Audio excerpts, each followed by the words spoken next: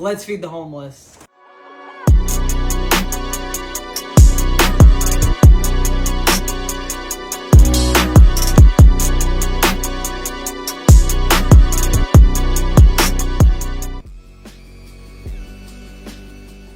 Now, while we live in a society that produces so much food and wealth, how come we still have a bunch of people going hungry?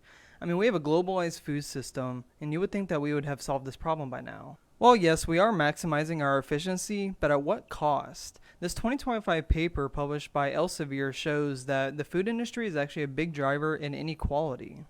Now, to figure out where all the money goes, these researchers use what is called a multi-regional input-output data. And what this is it's basically a giant global spreadsheet that covers all of the money spent globally on food. And they looked at data from 76 countries from the past 25 years. They didn't just look at farm data, they also split it into two groups called linkages. Now, the first group are backwards linkages, and this is everything that has to go into the farm, like the seeds, fertilizer, to even the workers.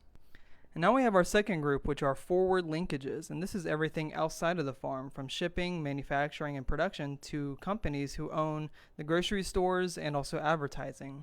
Researchers use these linkages to calculate the value captured ratio. This ratio shows how much profit is earned versus how much labor is put into producing the amount of food we have. Well, yes, we are maximizing our efficiency, but at what cost? These results are wild. In 1995, the Global South was producing around 50% of the world's food, but today, they're producing around 80%.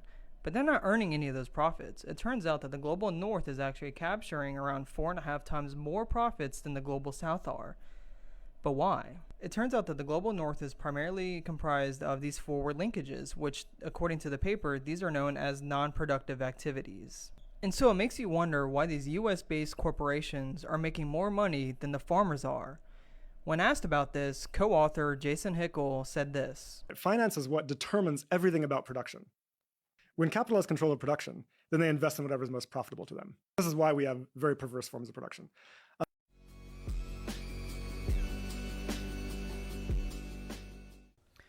So where does that money go? Well, the paper points to the fire sector, which takes up the largest percentage of the profits made by farming, all from these non-productive activities.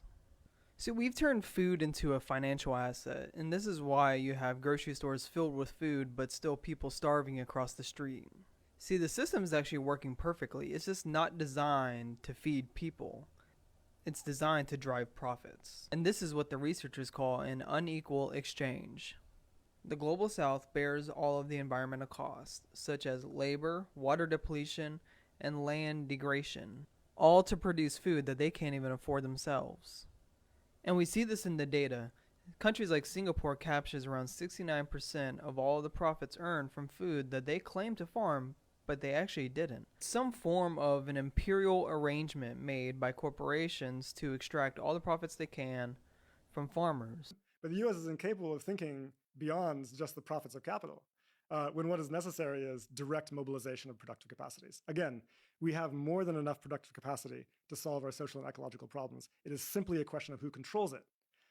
The paper concludes that free trade hasn't really solved the problem. It's just concentrated all the power to the most powerful people who are gaining the most. And if we want to solve this problem with food insecurity, we need to stop treating it as an asset. We need to start treating food as if it's a human right. And it can even start in small places, like with what I'm doing, where I'm taking food that my grocery store is throwing away and using it to feed homeless people.